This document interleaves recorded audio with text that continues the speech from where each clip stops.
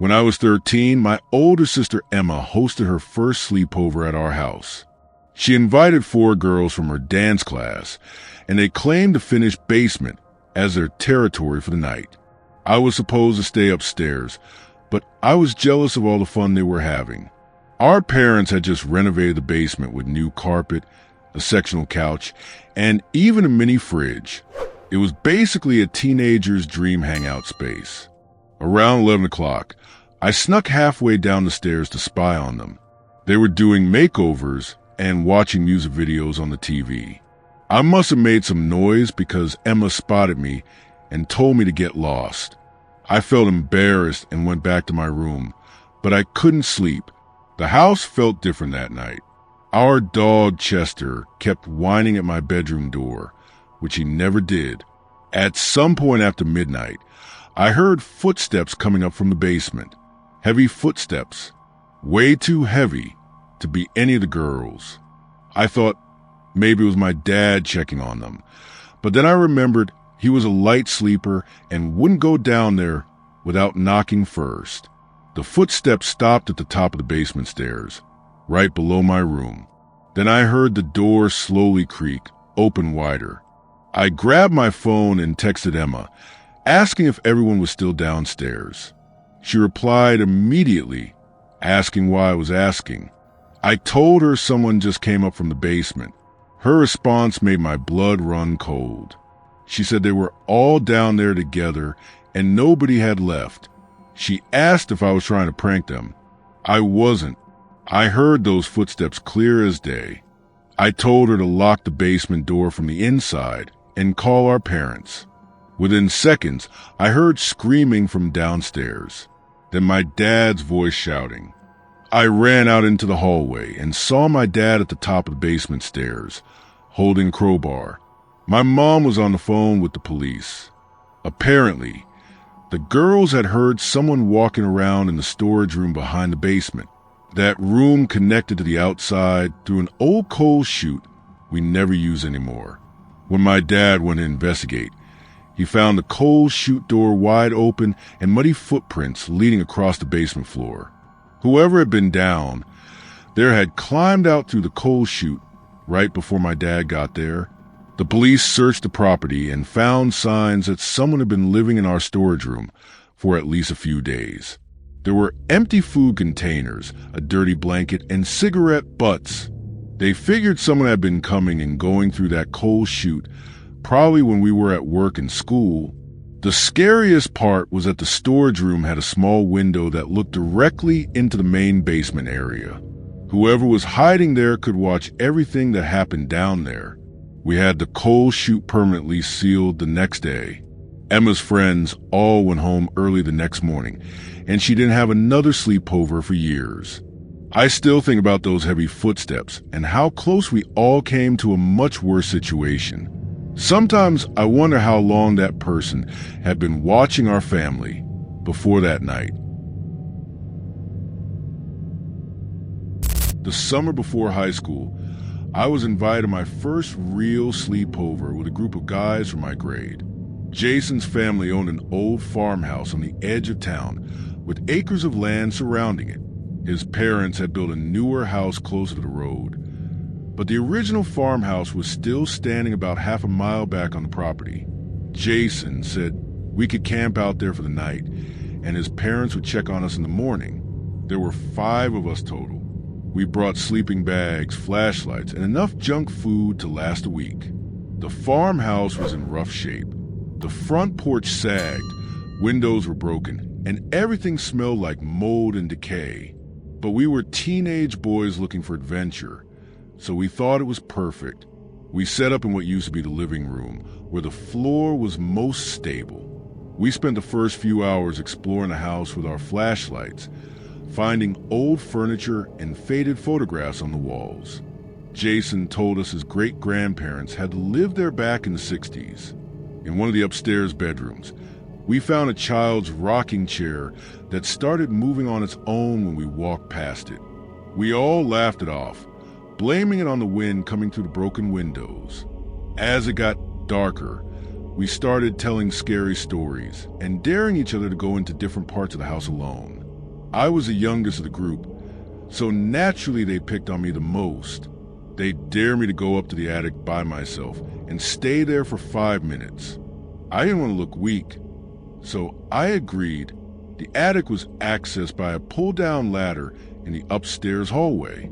The moment I climbed up there, I regretted it. The space was cramped and filled with old boxes and furniture covered in sheets. My flashlight beam barely cut through the darkness. I set a timer on my phone and tried to stay calm. That's when I heard breathing that wasn't my own. It was coming from behind a large wardrobe near the far wall. Slow, raspy breathing. I told myself it was just my imagination, or maybe an animal that had gotten in through a hole in the roof. But then I heard something that made me freeze completely. A voice whisper my name. Not loudly, but clear enough that I couldn't pretend I didn't hear it. I didn't wait for my timer to finish. I scrambled back to the ladder, so fast that I nearly fell down it. When I got back to the guys, I was shaking and probably looked pale. They asked what happened, and I told them someone was up there. They thought I was joking at first, but when they saw how genuinely scared I was, they grabbed their stuff and we all headed outside. We were standing on the front porch trying to figure out what to do when we saw a light moving around in the attic window. A flashlight beam, but all of us were outside. All of our flashlights were accounted for. We watched that light move slowly across the attic for what felt like forever before it finally went dark. Jason called his parents, and his dad came down with a shotgun. He went through that entire house room by room, but he didn't find anyone. No sign of anyone being there except us. But in the attic, he found something that made me feel sick, right where I had heard the breathing. Behind that wardrobe, someone had set up a makeshift bed with blankets and pillows. There were empty water bottles and food wrappers. Someone had been living up there. We never found out who it was.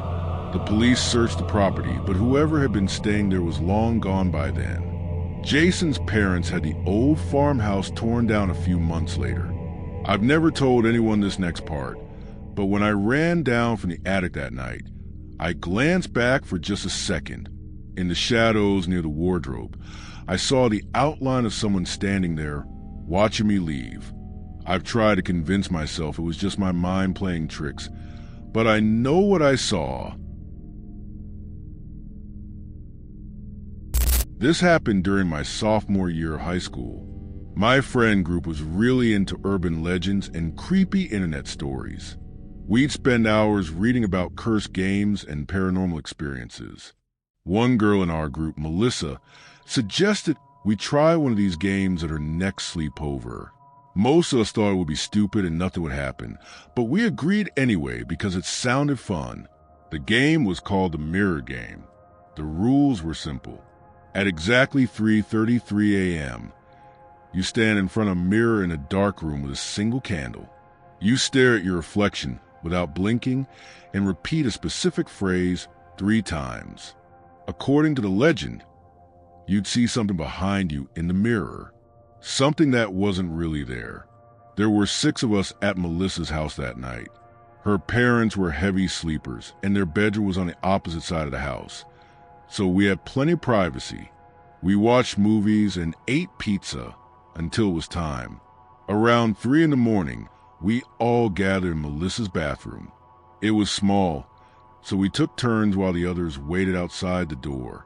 I volunteered to go first because I wanted to get it over with. I lit the candle, turned off the lights, and stared at my reflection in the mirror above the sink. The candlelight made everything look weird and distorted.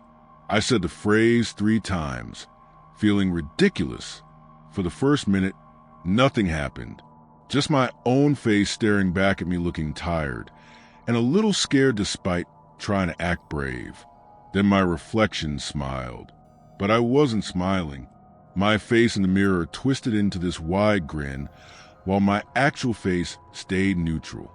I stumbled backward and knocked over the candle, plunging the bathroom into complete darkness. I fumbled for the light switch, and when the lights came on, everything looked normal again. My reflection matched my movements perfectly. I came out of the bathroom shaking and told the others what happened. Some of them believed me. Others thought I was trying to scare them. Melissa wanted to try it next. We lit the candle again, and she went alone. This time, all 5 of us waited outside the door in silence.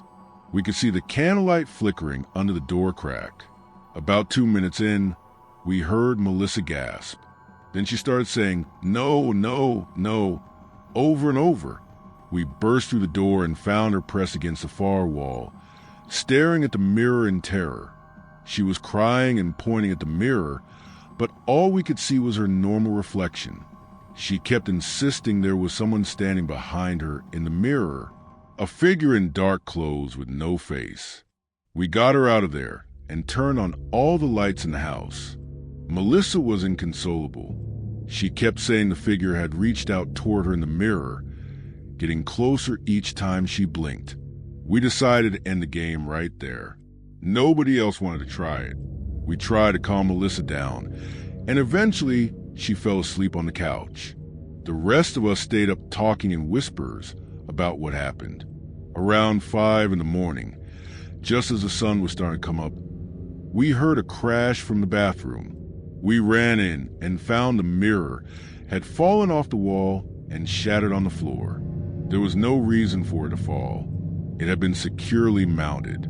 But here's the part that still gives me nightmares. When we looked at the broken pieces of mirror on the floor, one large shard reflected something that wasn't in the room. It showed a dark hallway we didn't recognize with a figure standing at the end of it. We could only see it in that one piece of mirror. When we looked at the actual bathroom, there was nothing there. Melissa's mom came to check on us after hearing the crash. We told her the mirror just fell. She wasn't happy about it, but she helped us clean up the broken glass. We never told her or anyone's parents what really happened that night. Melissa moved away the next year, and our friend group kind of fell apart after that. We all agreed to never talk about it again. I still avoid mirrors in the dark.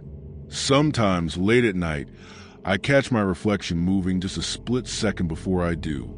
I tell myself it's my imagination, but deep down I know better. Whatever we invited in that night, when we played that game, I don't think it ever really left. Some doors, once opened, can never fully close again.